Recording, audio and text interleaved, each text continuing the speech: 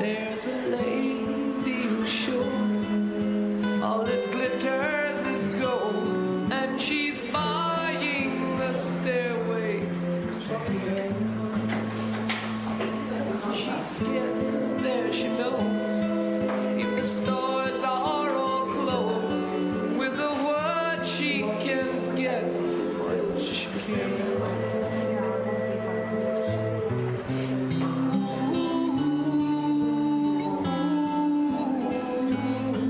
She's buying a stairway. There's a sign on the wall, but she wants to be sure, 'cause you know sometimes words have meaning. In a tree by the road, there's a songbird who sings.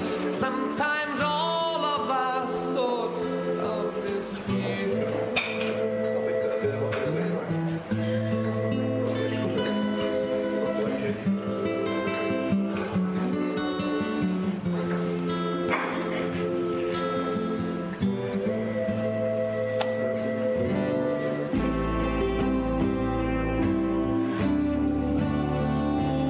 It makes me wonder.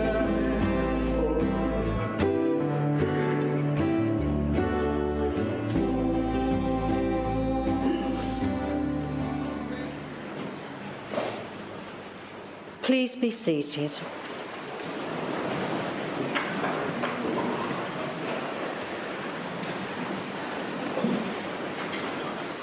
Welcome to this ceremony to honour and most certainly to celebrate Julian Michael Rossi, known to most as Jules. We're drawing close here today through our actual and our virtual companionship. Those of us here in the Forest of Dean welcome those of you joining us online. We should be conscious of your presence throughout and truly supported by it. Welcome. Welcome, everyone. We've just heard some music, 2 tracks by the legendary Led Zeppelin, one of Jules's favourite bands. There will be more music, as well as a life story, poetry, a very special tribute, and pictures, evoking many memories. And we're all remembering Jules in our own way.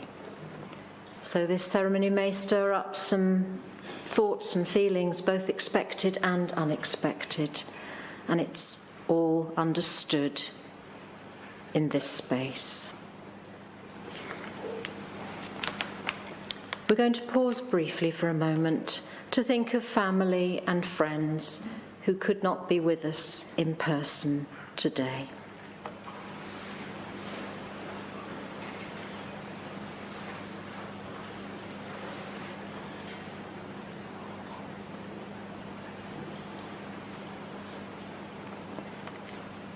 Our first reading is that special tribute I mentioned. It's Lynn's very own personal message to her husband.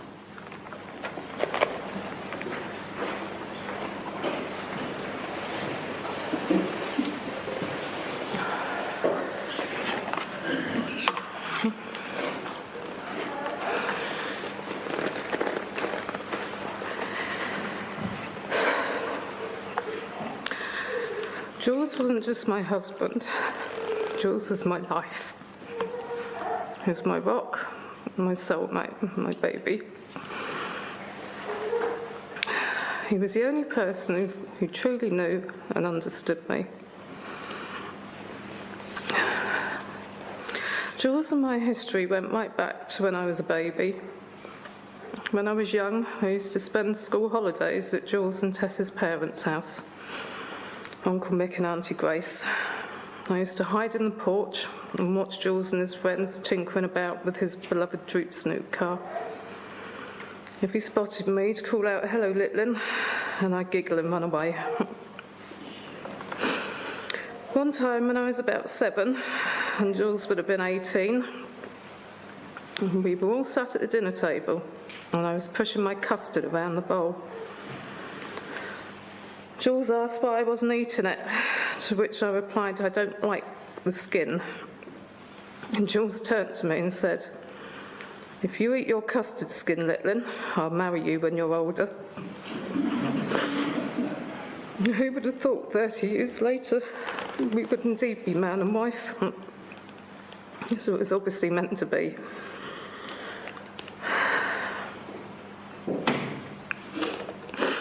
Jules gave me the happiest 12 years of my life.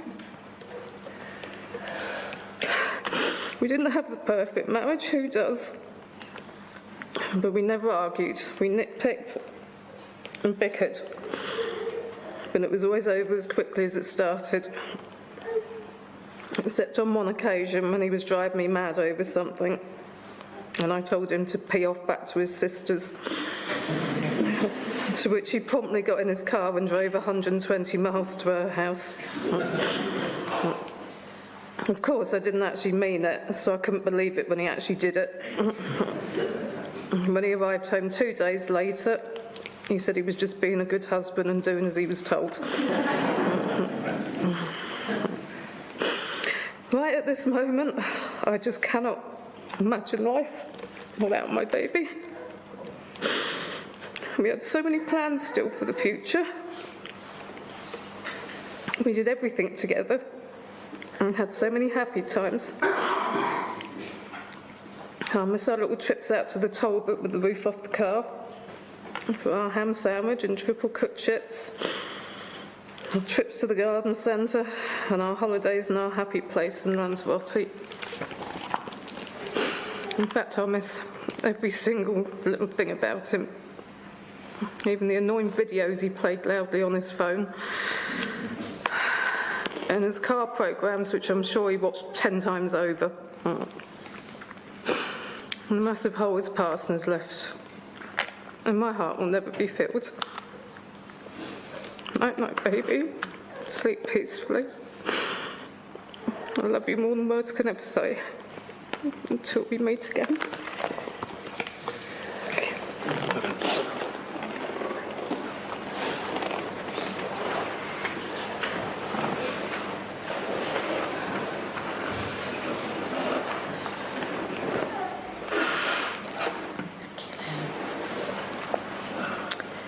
In a moment, there'll be some pictures from the family album, together with music that was played at Lynn and Jules' wedding, to which we can all add our own memories and thoughts. But first, some further reflections on Jules' life, with many thanks to Tessa especially for her guidance. So we've just heard about Jules' life after 2010. But of course, there's a little more to tell about his earlier life too.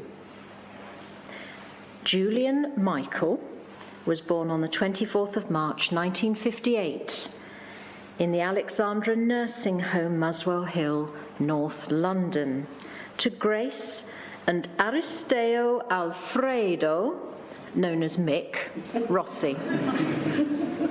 After Mick had established his business, G. Rossi and Sons, as an ice cream manufacturer in Eastleigh, the family moved to Chandler's Ford when Jules was 18 months old, and his sister Tessa was a few months shy of 9 years. Tessa recalls, when he was 3 years old, Jules, with his dad and a factory hand called Evaristo Porretta, was involved in a head-on collision near Michaeldever on their way to the dairy show in London. They were hit by an army jeep, which was part of a convoy. The driver, who by chance was a doctor, was okay, and attended immediately to Jules, who had a severe head injury. A piece of his skull had fractured and entered his brain. He was rushed under police escort to the Atkinson Morley Hospital near Wimbledon. Tessa says, "I'm told it was touch and go, but they successfully operated and he was soon home. I can still recall the awful horseshoe scar on his head and the crash helmet he had to wear indoors. To this day, I can't abide shaved heads, especially if they are scarred." Jules went to Kings Road Infant School, Murden Avenue Juniors, and Mountbatten, which was a brand new secondary school, where he was in the first intake in 1969. As a youngster, Jules was always making things like go-karts out of old prams and wooden boxes. His first motorbike was a Fantic 125. Tessa remembers, "He came to the garage I was working at the time so I could have a ride. And he crapped himself when I wheeled it across the forecourt. I used to let him have sneaky rides on my Triton. After a couple of broken collarbones, again not his fault, he thankfully moved on to cars." Now, Jules, as I'm sure most of you know, had a succession of cars which invariably got bent through no fault of his own. One was a bright orange Ford Capri, which he had for literally hours before someone crashed into it the first time he took it out. The other one was a little brown Mini Woolsey with a registration plate that read 39 BAD, which he restored. That came to a sticky end too. Then a Vauxhall sports hash known as a Droop Snoot, one of only 197 made. His first job was as an apprentice mechanic at the Aston Martin dealers, John Sussex, in Hursley. Jules then went to work for the family business until the factory closed in the mid-90s after his dad had his first stroke. This is when he had to change roles and went to work for Snow's Volvo dealership, where Jules did all sorts of driving jobs, delivering cars, collecting cars for service, and so on. Jules and his sister shared a passion for live music and went to many gigs and concerts together. They saw some great acts, particularly at a blues club called the Ponderosa in Borehunt. Childhood friend Steve Gibbs, aka Gibbo, now in the States, went to many of these too. The Contented Pig and the Wedgwood Rooms were other favourite venues, as there were several really good local blues and rock bands around the area.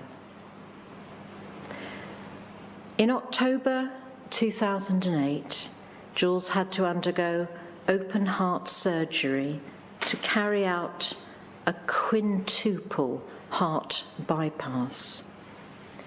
His beloved staffy, Cassie, had been born earlier that year. Tessa adds, "He came to live with me for a few months. It was like living in a railway station. We also lived together in Market Street, Eastleigh, in the mid-80s. One silly story," she goes on to tell, "from those days was Live Aid.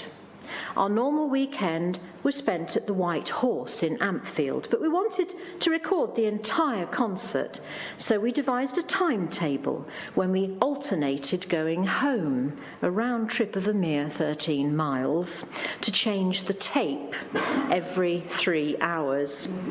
Those were the days, huh? Another was New Year's Eve 1985, when we spent the evening at Martin's. And when we left, I did my usual clumsy act and snapped the heel off my shoe on an open-meshed metal step. So I thought, no problem, I could walk home barefoot, but it was absolutely freezing outside. So I got deposited in a Tesco supermarket trolley, hence him calling me that occasionally, and pushed home by my brother and a few friends. We got to within yards of home, but then the trolley hit a drain cover and I got catapulted out, head first, much to everyone's amusement. Over the years, Jules was proud of all of the children and the grandchildren in his life, and was very much a child and baby person. And here we are, back to 2010. Lynn recalls, in 2010, I found Tess on Facebook after losing contact with the family many years previously. I asked Tess how Jules was. She told me he was on Facebook and to send him a message, which I did. The rest, they say, is history.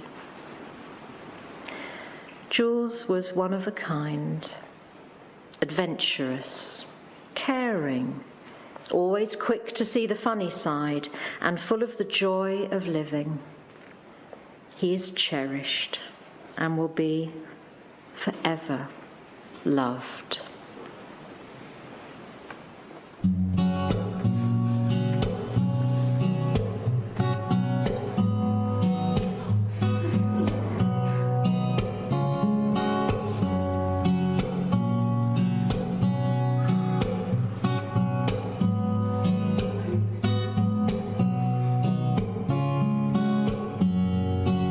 Saying I love you is not the way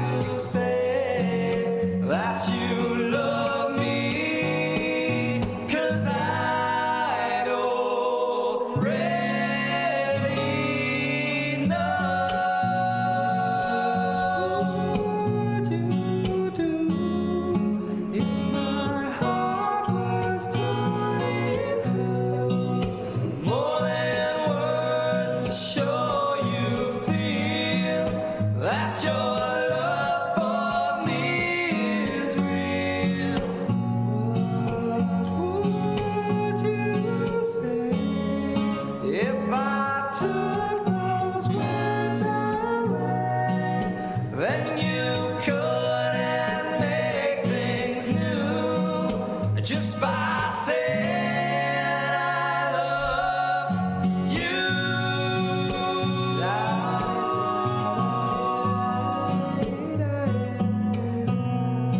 More than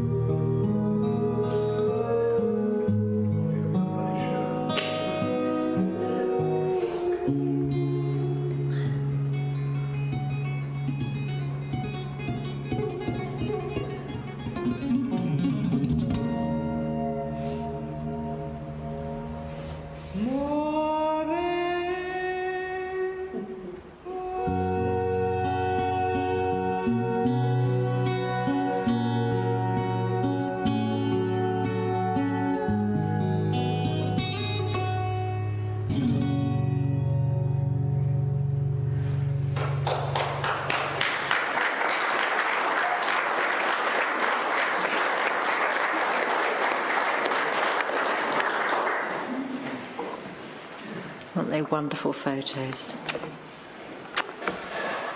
A poem now. You can shed tears that I am gone, or you can smile because I have lived. You can close your eyes and pray that I will come back, or you can open your eyes and see all that I have left.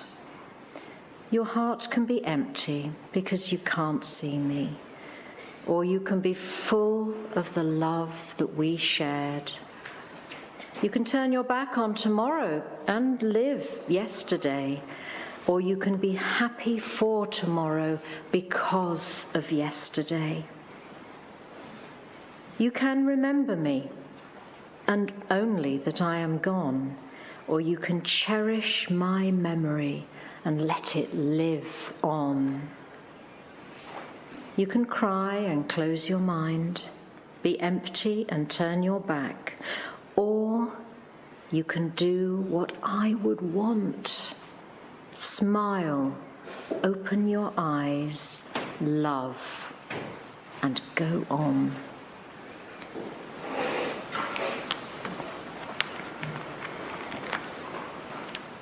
On behalf of Lynn and Tessa, many thanks again to you all for being here with them today, in whichever way you could.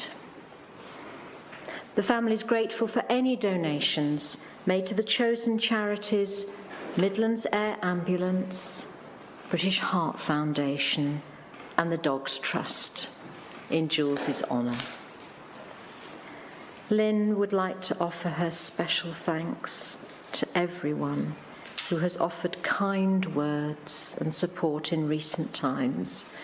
It has meant a lot. Finally, a welcome is extended to all back at Cider Cottage, straight after this ceremony, to share refreshments and further thoughts and memories.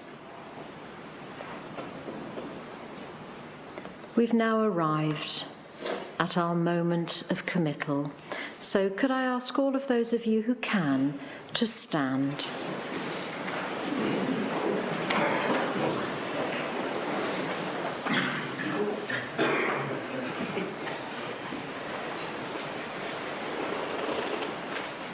Jules has reached the close of his life and is beyond all illness and cares. For us, it is important to say this formal farewell as a step in our own grieving and honouring of the part that he fulfilled in our lives.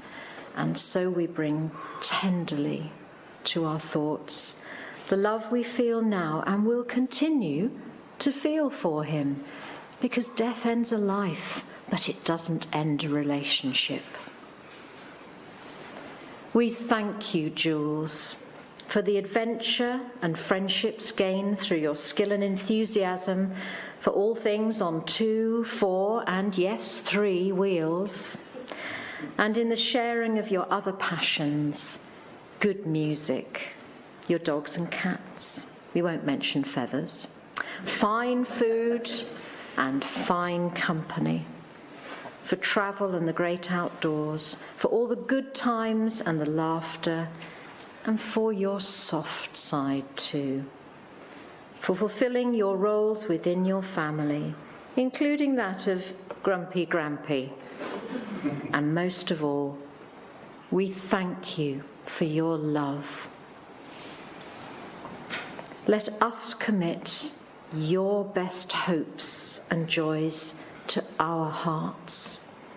And here in this last act of farewell, but without fear, commit your body back to the continuing elemental cycles of the natural world. Your life leaves it a richer place than it was before, and you will not be forgotten.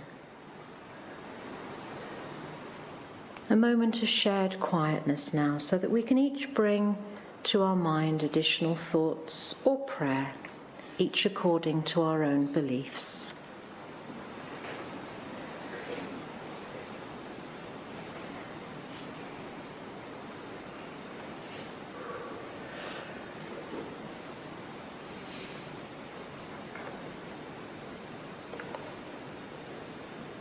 Please sit.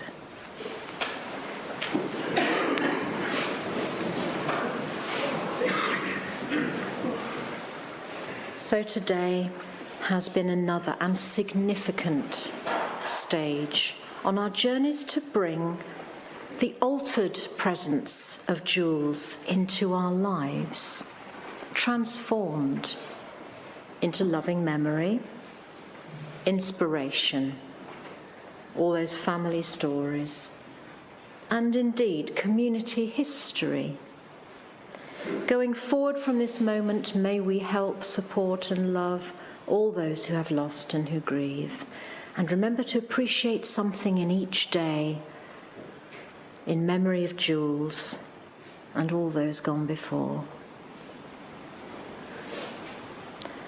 We now prepare to make our departure, and for close family to place special Rossi roses with Jules in loving farewell. There will be 2 parting music tracks. The second is chosen entirely in a gentle and humorous spirit, which Lynn knows Jules would have appreciated hugely. But first, a familiar song of farewell to lead us all out with a slightly lighter step.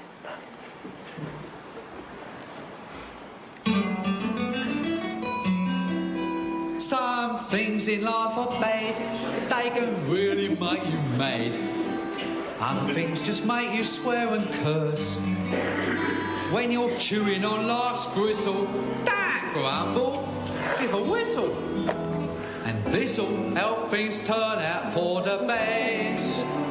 And always look on the bright side of life. Always look on the light side of life. If life seems jolly rotten, there's something you've forgotten, and that's to laugh and smile and dance and sing. When you're feeling in the dumps, don't be silly chumps, just purse your lips and whistle, that's the thing.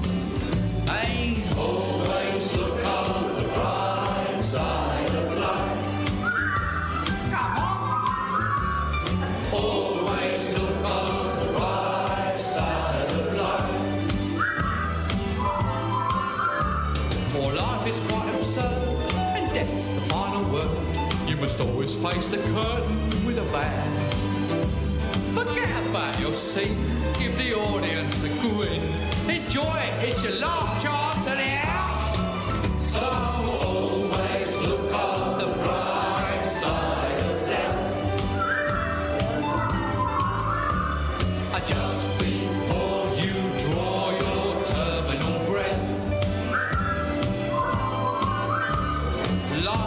piece of spit when you look at it.